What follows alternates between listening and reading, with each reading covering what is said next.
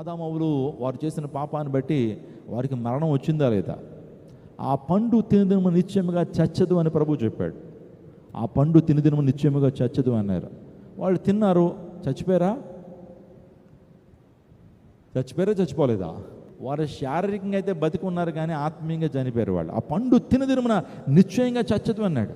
వారు రెండో మరణం వరకు వచ్చేసింది కానీ సాధారణ మరణము లేదు వారికి. ఈరోజు ఒక మాట నేను చెప్పనండి, ఈరోజు మనం పాపం చేసినప్పుడు, మనం పాపంలో బ్రతుకుతున్నప్పుడు మనకి రెండో మరణం మన కోసం కాచుకుని ఉంది. అదే నిత్య నరకాగ్ని గుండము.